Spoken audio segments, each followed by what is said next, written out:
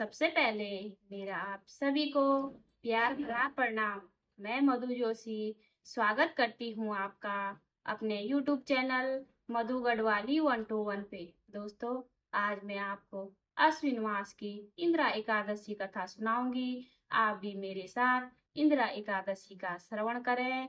कथा ध्यान पूर्वक और पूरी सुनिएगा। इंदिरा एकादशी। युधिष्ठिर बोले, हे भगवान, अब आप कृपा पूर्वक आश्विन मास की कृष्ण पक्ष की एकादशी की कथा को कहिए। इस एकादशी का नाम क्या है तथा इस एकादशी के व्रत को करने से कौन से फल मिलते हैं, यह सब मुझे समझा कर कहिए।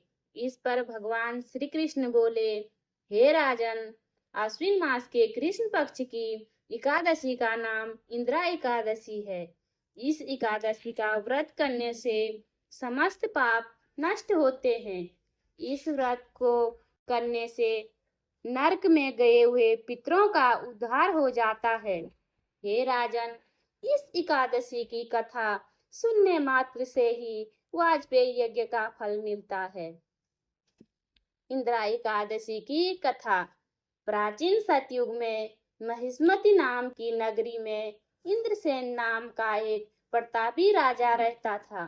वह पुत्र पौत्र धन धान्य आदि से पूर्ण और सदैव शत्रुओं का नाश करने वाला था। एक समय जबकि राजा अपनी राज्यसभा में सुख पूर्वक बैठा था, महर्षि नारद आकाश मार्ग से उतरकर वहां आए। नारद जी को देखकर राजा आसन से उठा और अर्घ आदि से उनकी पूजा करके आसन दिया। महर्षि नारद बोले कि हे राजन, आपके राज्य में सब कुशल से है। मैं आपकी धर्मपरायणता को देखकर अत्यंत प्रसन्न हूँ। तब राजा बोला, हे महर्षि, आपकी कृपा से मेरे राज्य में सब कुशल पूर्वक है तथा आपकी कृपा से मेरे समस्त यज्ञ कर्म आदि सफल होते हैं। हे देव, अब आपकी क्या आज्ञा है?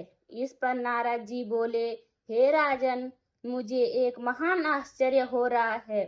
एक समय जब मैं ब्रह्मलोक में यमलोक गया था, उस समय यमराज की सभा के मध्य में तुम्हारे पिता को बैठे देखा। तुम्हारे पिता महान ज्ञानी, दानी तथा धर्मात्मा था। वह एकादशी के व्रत के बिगड़ जाने से यमलोक को गया। तुम्हारे पिता ने मुझसे तुम्हारे लिए एक समाचार भेजा है। आप मेरे पुत्र के पास जाइए। मेरे पुत्र का नाम इंद्रसेन है, जो कि महिष्मति नाम की नगरी में राज्य करता है। मुझे किसी पूर्व जन्म के बुरे कर्म के कारण ही यह लोक मिला है। यदि मेरा पुत्र इंद्रसेन अश्विन मास के कृष्ण पक्ष की इंदिरा एकादशी का व्रत करे और उस व्रत के फल को मुझे दे दो तो मेरी मुक्ति हो जाए। इस लोक को छूटकर मैं स्वर्ग लोक में वास करूंगा। जब राजा ने महर्षि नारद जी से पिता के ऐसे दुखपूर्ण वाक्यों को सुना तो उसे महान दुख हुआ और इंदिरा एकादशी के व्रत की विधि पूछने लगा कि हे नारद जी, आप मुझे इस एकादशी के व्रत की विधि बताइए।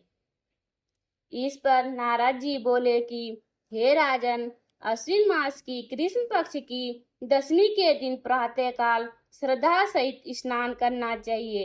इसके पश्चात दोपहर को भी स्नान करना चाहिए। उस समय जल से निकलकर श्रद्धा पूर्वक पितरों का श्राद्ध करें और उस दिन एक समय भोजन करें तथा रात्रि को पृथ्वी पर शयन करें।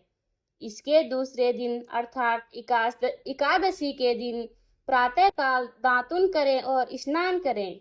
उसके पश्चात भक्ति पूर्वक व्रत को धारण करें और उसे कहना चाहिए कि मैं आज निराहार रहूंगा और समस्त भोगों को त्याग दूंगा। इसके पश्चात कल भोजन करूंगा। हे भगवान, आप मेरी रक्षा करने वाले हैं। आप मेरे व्रत को संपूर्ण कराइए। इस प्रकार आचरण करके दोपहर को शालिग्राम जी की मूर्ति को स्थापित करें और उत्तम ब्राह्मण को बुलाकर भोजन कराएं और दक्षिणा दें। भोजन में से कुछ हिस्से को गाय को दें और विष्णु भगवान की धूप दीप नैवेद्य आदि से पूजा करें और रात्रि को जागरण करें। इसके उपरांत द्वादशी के दिन मौन होकर बंधु बांधवों सहित भोजन करें। हे राजन, यह इंदिरा एकादशी के व्रत की विधि है। हे राजन, यदि तुम आलस्य रहित होकर एक एकादशी के व्रत के करोगे तो तुम्हारे पिताजी अवश्य ही स्वर्ग में जाएंगे।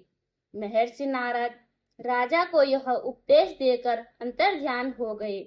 राजा ने इंदिरा एकादशी के आने पर उसका विधि पूर्वक व्रत किया।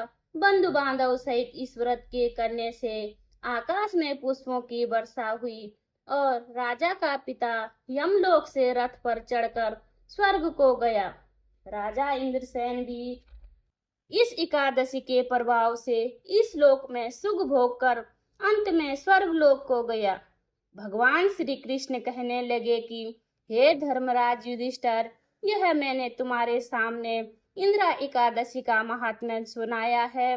इस कथा के पढ़ने व सुनने मात्र से ही समस्त पाप नष्ट होते हैं और अंत में मनुष्य स्वर्ग लोक में जाकर वास करता है। बोलिए विष्णु भगवान की जय। उम्मीद करती हूँ आपने कथा ध्यान पूर्वक सुनी होगी। कथा सुनने के बाद मेरे चैनल मधु गढ़वाली 121 पे लाइक कीजिए, कमेंट कीजिए, अपने दोस्तों के साथ शेयर कीजिए। चैनल पे नए हो तो सब्सक्राइब जरूर कीजिए। मैं मधु जोशी मिलती हूँ आपको अगली कथा में। तब तक के लिए बाय बाय, धन्यवाद।